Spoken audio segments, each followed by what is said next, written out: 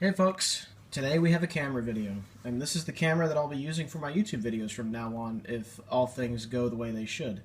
That is this camera. This is a camera I saw Westlife do a video of on his camcorder tests channel. It was a review of this Philips camera, if I remember right. I'm pretty sure that's where I saw the video. I thought to myself, wow, this camera has everything I need for YouTube videos in general. After watching VWest7if's video about this particular camera, right after seeing that, I decided to go on eBay because, as I said earlier, I like the camera, just to see what the prices were and things like that. And most of them are around 100, 120 bucks, 110 bucks, somewhere around there. And I happened to come across this in Ohio, a 53 something cent auction offering one of these, with the only flaw really being that this USB arm doesn't seem to stay in, and that can be fixed with tape, in my opinion. You can just tape that shut. It's no big deal. Plus, it's really not a huge deal anyway, because you can just hold it with the USB arm out and it'll still work as a camera. So that's about half of what this thing is new, so I jumped on it immediately. And I thought that was a really good deal. I did really well for the money on this camera, I think, just like I did for the Flip Mino HD. Although this is pretty annoying. Sometimes this thing just doesn't stay in. Other times it does. It's a bit finicky. So, yeah. It's what you get for 50 bucks. It shoots in 1080p, 720p, and VGA resolutions. I think it's VGA. If I'm wrong about that, I'll subtitle it. It has real buttons, which I really like, as opposed to the flip cameras that have touch buttons. Those things are kind of annoying. It has an autofocus lens, an LED light, which is very important to me for taking shots inside computers for these videos and things, stereo microphones, which is really nice. That's a huge improvement over the iPhone that I'm using now and have been using to record a majority of my videos. And my favorite part is that it takes micro SD cards. So it's a standard format that I can, that's portable, as opposed to keeping everything on this phone and, not being able to take the media out and do what you want with it. It's kind of restricted to staying in the phone and being managed in the phone itself. This camera is replacing my Flip Mino HD. Here are the two next to each other. As you can see, they're pretty similar size, although this camera is much worse. This is a 720p camera, which is, that's just fine by me. It has no image stabilization. The audio is very quiet and very tinny, and is generally just a crappy camera. This Philips improves on just about everything. Stereo microphones, image stabilization that's really, really good, and autofocus. Especially autofocus is important to me. This camera I'm going to sell, and I'll keep this one instead over here. So this is what it's replacing, is the Flip Mino HD, which is a frankly terrible camera. So don't buy those. It's good for some purposes, but you can do better. I did good for the money on that particular camera, but it's still not a camera that I really have enjoyed all that much. The other Flip that I got with the AA batteries was actually, that was a lower resolution, was a better camera, which is unusual. So there is one thing that is better about the Flip Mino HD, though. It has a metal tripod mount. The Philips does not. It has a plastic tripod mount, which I really don't like. If this thing would focus, that'd be great. Yeah, that has a metal tripod mount, as you can see, which is much better than the plastic one that this one has. So that's kind of disappointing. Anyway, this Philips camera. This is the CAM110BL. On default settings, this defaults to PAL. So I think this particular model of this camera is European, but it should work the same way either way. I charged the battery using an American plug because, USB charging is the same everywhere, and it worked just fine. So, there you go. I'll be using this bag that I got for my Flip Mino with this camera because it fits perfectly in there, and it has a little pocket for SD cards and things, so that's pretty nice. I haven't used the camera all that much since I just got it. I just charged it, but it had a little bit of battery left, and it operates a lot like the Flip does. You turn it on, you hit the record button, done. It's really easy to use. It's like a Flip that has a little bit more feature set to it and a much better audio quality and picture, at least compared to the Flip Mino HD over there.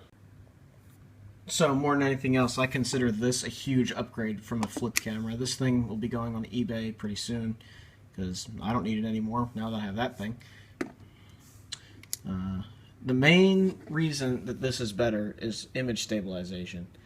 This puts it ahead of a lot of other cameras that are this design. A lot of them just don't have image stabilization, so they shake like crazy, and they're much better for putting on a tripod. So I think that's going to make this a really good camera for me to do videos with. So I'm going to do a few videos. You'll see a few videos coming up with this camera, including the test footage I put in this video. So I hope you guys enjoy my videos with much better quality out of a camera like this. So without further ado, instead of me rambling on about this little thing, I'm going to show you some test footage. Alright, we're recording with this Philips camera. What model is this? The Philips CAM110BL. I believe this is the European model of this camera. I don't know how it got in the US, but you know, there you go. Here's something I would typically make a video of, like a keyboard and a computer. It's pretty dark in this machine, and on the LCD screen it's actually showing up pretty well.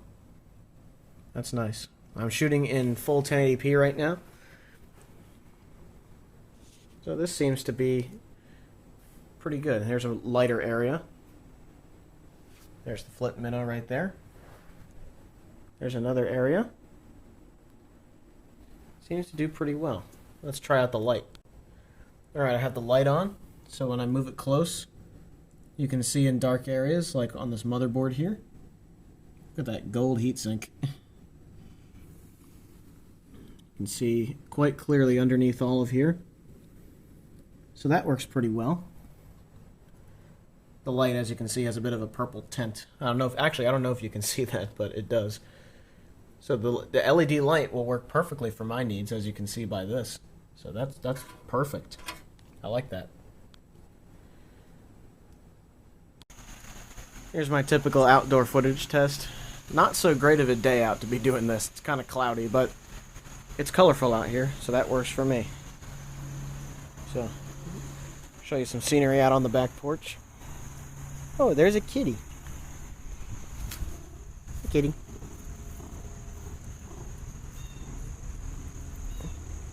There he is, just chilling out.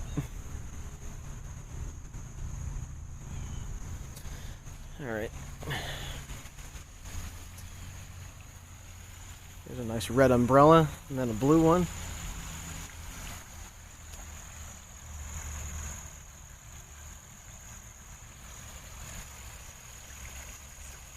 Here's a test of the zoom.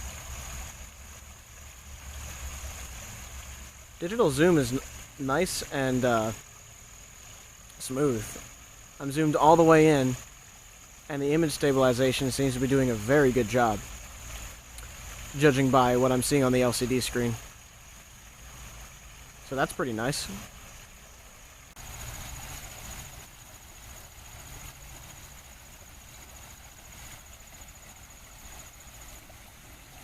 There's a butterfly.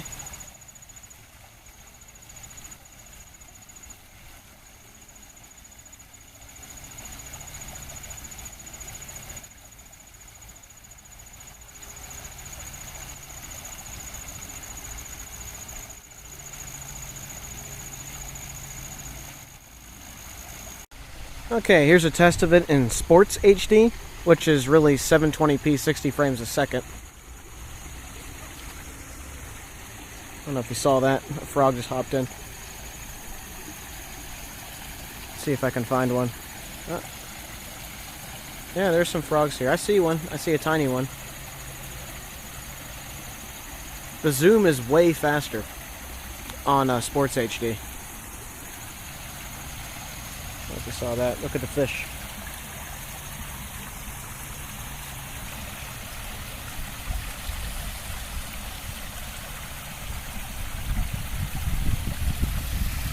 So let's try looking at the water in Sports HD.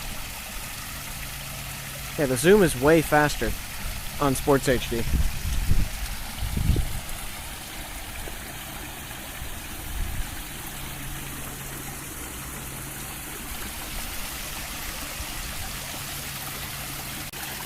This is the recording quality on standard. I think this is VGA resolution. It could just be regular standard definition. But cameras like this tend to be VGA, so that's what I'm going to guess.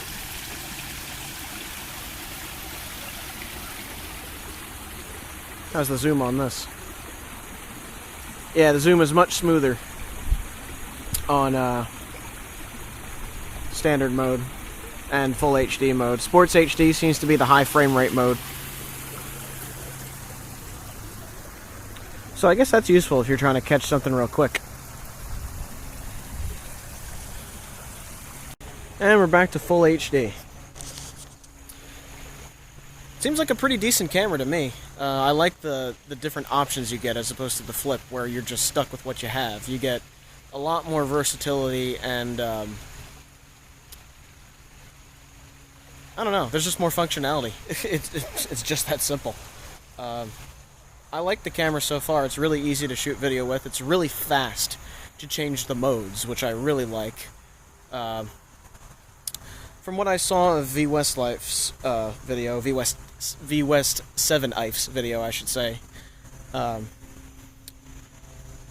audio seemed great. So once I get this into the computer, I'll know for sure, but I've seen the video already, so I know how it's going to sound. I think this will be great for doing my YouTube videos in the future. In general, you know, I might use this. I'm probably going to use this over my phone any day because it's just a better camera. You get more options even with this than you do with the phone. So, you know, it's a no-brainer.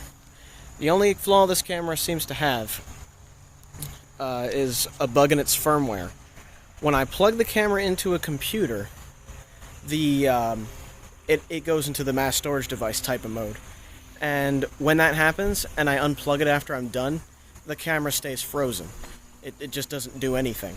So I have to go into where the SD card is and hit the little tiny reset button with a paper clip to bring it out of that, and then set up all the settings again, which is annoying. So, lesson learned, I'm using a card reader with this particular camera. That's really the only flaw I've found about this camera so far. I don't know if that applies to more than just... I don't know if that's just because this camera's a bit wonky, or if that's just a firmware bug that's in a bunch of these cameras. I have no idea. But that's the only real flaw I found so far. The only other thing is the USB arm that doesn't stay shut, but that's because I bought this used. So, that's reality. So, there you have it, folks. That is this camera. Hope you enjoyed the test footage. Hope you enjoyed the video. Have a good one, everybody. You want to say something?